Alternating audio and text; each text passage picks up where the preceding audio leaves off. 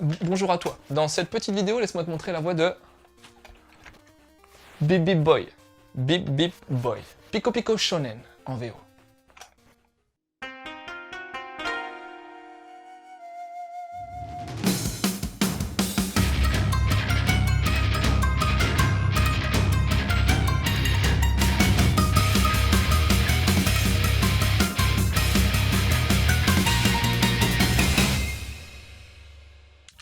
Retour dans les années 80 au Japon. Kanzaki Ryota, Ryo pour les intimes, et Kanchan pour les encore plus intimes, est un gamin né en 79. L'école, c'est pas son truc. Le sport, pas son truc non plus. L'art, c'est pas son truc. Les filles, c'est pas son truc non plus. Non. Son truc, lui, c'est les jeux vidéo. Et ça, depuis qu'il est tout petit. Il est carrément obnubilé par ça. Et dans ce manga, on va donc suivre la voie de ce gamin un peu paumé qui va, pêle-mêle, découvrir les Game & Watch, la Famicom, les jeux d'arcade, dans les salles d'arcade bien entendu, mais aussi dans les dagashia, des sortes de supérettes japonaises. Les jeux de drague aussi, la Game Boy, et tout un tas d'autres fantaisies nippones vidéoludiques du même genre. Mais une vie de gamer, où il excelle, il faut bien se l'avouer. Est-ce vraiment une vie rêvée? Ouais. Parce qu'avec sa mère, ses profs, ses potes, ou bien les filles, le jeu vidéo est souvent source de conflits.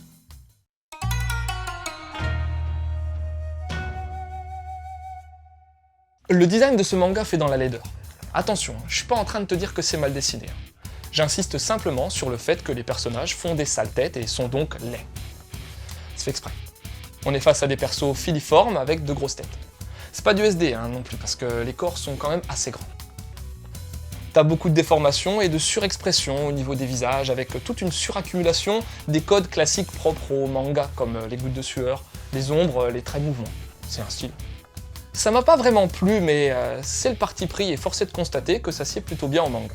D'autant plus que ça ajoute à l'aspect dynamique du titre.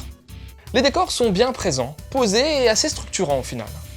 On entre plutôt bien dans le Japon des années 80, vu par les yeux d'un gamin. Pour le Nemu, le découpage rectiligne utilise assez souvent des cases faisant toute la largeur de la planche. Les compos sont bien variés et même bien réalisés. Les angles de vue sont pertinents, sauf qu'il y a peut-être un poil trop de plongée à mon goût. T'as aussi pas mal de blabla, quoi qu'on n'est pas dans du Metantei Conan non plus, faut pas déconner. Pour l'édition, le titre sort chez Omake Manga, la nouvelle filiale spécialisée manga d'Omake Books, boîte d'édition de Florent Gorge, historien du jeu vidéo mais aussi traducteur de manga à ses heures perdues. Je déconne, il a bossé sur un paquet de titres. Omake Books est une boîte spécialisée dans la littérature du jeu vidéo et je me demande si la politique éditoriale d'Omake Manga se cantonnera à l'univers vidéoludique ou non. Pour ce qui est de l'objet livre en lui-même, il n'y a pas grand chose à redire. La cover VF est similaire à celle Jap et reprend bien les codes du jeu vidéo, notamment avec les fontes. T'as un bandeau pub un poil putaclic avec des noms de youtubeurs connus qui font le rétro gaming. Mais franchement, c'est de bonne guerre, car Florent Gorge fait un travail monstre pour mettre en avant les trésors de la culture vidéoludique japonaise. Alors, si les noms de Benzaï ou de Fred Zolfanelli peuvent mettre un coup de pouce aux ventes, moi je dis oui. Sinon, t'as les Onojap et leur traduction à côté, ainsi qu'une adaptation avec un parti pris Jones.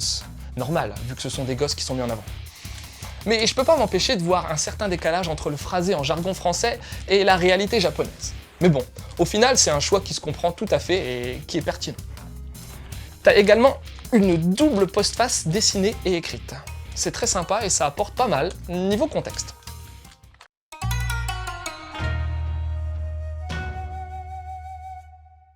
Oshikiri Rensuke, c'est l'auteur de ce manga.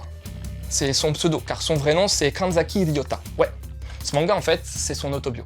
Avant Pico Pico Shonen, qui date tout de même de 2009, Oshikiri avait également mis en place d'autres titres. Mais ce qui l'a mis sous les feux de la rampe, c'est surtout son manga High Score Girl, adapté en animé il y a peu par Netflix.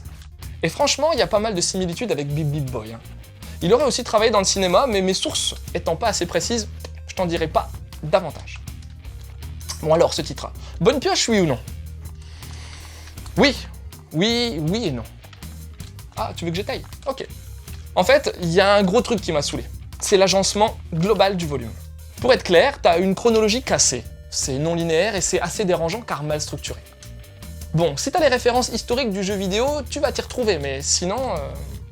Date de sortie de Street Fighter 2 en arcade? Bref.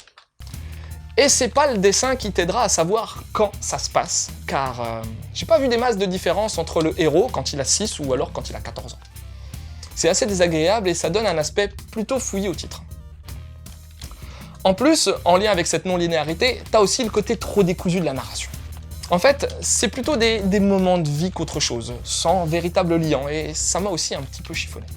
Pourtant, c'est un plaisir de voir parler de l'univers du jeu vidéo Jap avec tout ce que ça comporte comme exotisme pour le petit gaijin ayant grandi dans les années 80-90 et pour qui rétro gaming rime avec passion.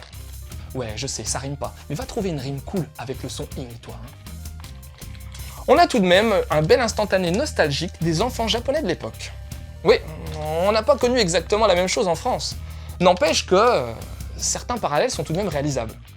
Les économies pour acheter un jeu ou une console, les parties avec les potes, les salles d'arcade ou bien les bornes dans les bars, la lutte avec les parents pour pouvoir jouer quelques heures et le sacro-saint lien entre les mauvaises notes et les heures passées à pad à la main. Alors attention, c'est surtout pas pour faire le gars pédant, même si je sais que certains vont penser ça. Mais Bip Bip Boy est plutôt à réserver aux vrais fans de rétro gaming Jap. Oui, parce que t'as également le fan de rétro gaming qui, au final, est plus un accumulateur de déchets trouvés en brocante dans les villages français. Ouais, je suis désolé, mais si pour toi le jeu vidéo c'est faire des vides-greniers histoire de récupérer le max de FIFA PS2 ou bien tous les Léa Passion mes couilles sur Nintendo DS, je suis pas sûr que Spartan X, China Gate ou bien Yuyami Dori Tankentai te causera des masses. En fait, je fais mon malin, mais je connaissais pas ce Yuyami Dori Tankentai non plus avant. Maintenant, je vais revenir sur un dernier point m'ayant un peu perturbé. C'est le message véhiculé par ce titre. Le gars, qui est pour le moment le seul véritable personnage bien développé, est quand même un bon gros loser accro aux jeux vidéo. J'aime le jeu vidéo, je l'aime beaucoup même, mais je trouve que c'est tout de même à la limite de la pathologie avec Oshikiri. Et même si c'est un comportement de gosse, j'ai tout de même l'impression que le mec a clairement un problème psychologique par moment. Mais en dépit de cette extrapolation qu'on retrouve de temps à autre, c'est surtout un chemin d'ado qu'on se prend dans la face, que beaucoup au final s'approprieront, et ça, je pense que ça plaît bien.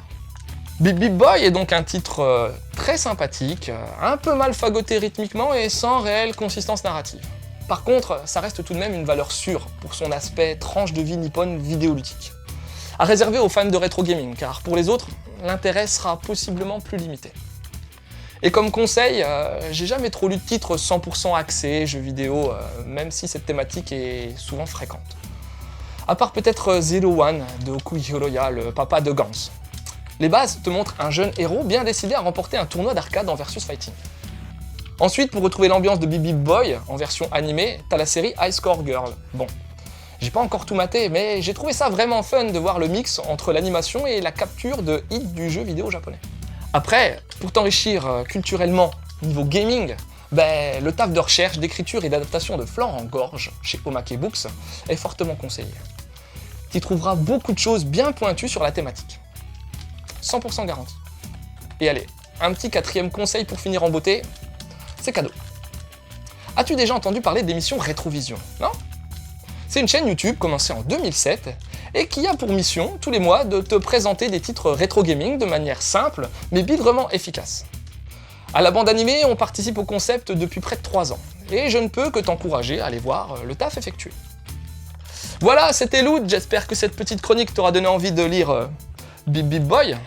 Je te laisse et continue de suivre la voie du manga.